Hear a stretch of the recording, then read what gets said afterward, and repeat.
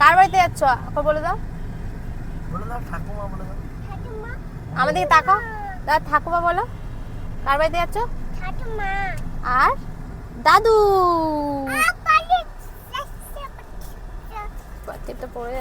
Hello বন্ধুরা, সবাই কেমন আছো? আশা করি সবাই খুব ভালো আছো, আমিও খুব ভালো আছি। তো আজকে আমি যাচ্ছি একটা জায়গায়, পুরো ব্লগটা দেখলে তোমরা বুঝতে পারবে আমরা কোথায় যাচ্ছি।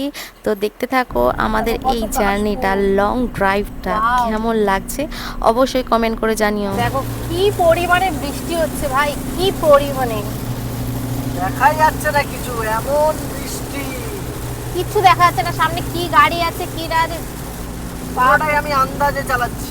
ঠিক করে চালাও বাবাই, ঠিক করে চালাও। প্রচুর বৃষ্টি হচ্ছে, প্রচুর। আমরা দীঘাতে যখন গেছিলাম, মন্দারমণি যখন গেছিলাম, তখন এরকম বৃষ্টি হয়েছিল, আবার ঠিক এখন এরকম বৃষ্টি হচ্ছে। মানে আমরা কোথাও ঘুরতে গেলেই বৃষ্টি হয়। এটাই তো হচ্ছে রোমান্টিক ওয়েদার। বাবারে, তো দেখতেই পাচ্ছ রাস্তায় কি পরিমাণে বৃষ্টি হচ্ছে, যার জন্য আমরা বুঝতেই পারিনি যে সামনে আমাদের শক্তিগড় ছিল, যেখানে আমরা প্রত্যেকবার দাঁড়াই। তো এইবার দাঁড়ানো হলো না, ওটাকে ক্রস করে চলে এসেছে একটা ছোট্টখাট্ট রেস্টুরেন্টে, যেখানটা আমার বড়রা খাওয়া দাওয়া করলো, বাট আমি কিছু খাইনি। তারপরে আবার আমরা চলতে শুরু করে দিলাম আসানসোলের দিকে। তোমরা সবাই দেখতেই পাচ্ছ। ফাইনালি আমরা চলে এসেছি কোথায়? আসানসোল। তো বুঝতেই পেরে গেছো আমরা কোথায় যাচ্ছি। ওয়াও, চলে আসলাম। এটা হচ্ছে কুলটি ডিপ কোলিয়ারি, মানে বিসিসিএল, ভারত কুকিং কোল লিমিটেড। এখানে কয়লা এর নিচ থেকে তোলা হচ্ছে। এটা ডেপথ, বিশাল ডেপথ। তো দেখতেই পারছো আমরা লং ড্রাইভ করতে করতে কোথায় ভুল রাস্তায় চলে এসেছি। ভুল রাস্তায় এসেই দেখতে পাচ্ছি এখানে সামনেই একটা কয়লার খাদান। তো আমি বললাম যে খুব ভালো লাগছে, চলো একটা ভিডিও করা যাক। তো নাকি এই সব জায়গা থেকে নাকি কয়লা বের হয়, আর এইগুলো থেকেই নাকি এগুলো থেকে এখানে ওখানে যায়। জানি না, এগুলো আমার শ্বশুর ভালো বলতে পারবে, কারণ উনি বিসিসিএল এ জব করেন। আর দেখো আমরা খুঁজতে খুঁজতে খুঁজতে ফাইনালি আমরা কুলটির দিকে চলে এসেছি। এরপরে আমরা চলে যাচ্ছি আমার শ্বশুর বাড়ি। দেখতেই পাচ্ছ এই যে আমি ঢুকে গেছি আমরা শ্বশুর বাড়িতে। তো আজকে প্রায় 2.5 থেকে 3 বছর পর আমরা এই বাড়িতে আসছি। তো এই বাড়ির সঙ্গে আমার অনেক স্মৃতি জড়িয়ে আছে। তো অবাক হচ্ছে, অনেক কিছু নতুন হয়েছে, অনেক কিছু পুরনোই রয়ে গেছে, যেগুলো কিছুই বদলায়নি। যাই হোক, খুব ভালো লাগছে, এতদিন বাদে যাচ্ছি শ্বশুর বাড়িতে, নিজের বাড়ি। মেয়েদের তো বিয়ের পরে শ্বশুর বাড়িটাই নিজের বাড়ি হয়, তাই না? তো ভালো লাগছে, খুব ভালো লাগছে।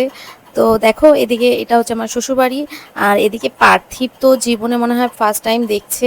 আসলে কলকাতা থেকে শ্বশুরবাড়ির ডিস্টেন্সটা এতটাই দূর যে আমাদের সহজে যাওয়া হয়ে ওঠে না। তারপরে রয়েছে আমার বরের কাজ, আমার কাজ, এইগুলোর জন্য তো আরোই সময় পাওয়া যায় না। আর এইদিকে দেখো ওয়েলকাম জানানোর জন্য আমার শাশুড়ি মা রেডি রয়েছে আরতির থাল নিয়ে। এত বছর পর আবার আমার নতুন করে গৃহপ্রবেশ হচ্ছে।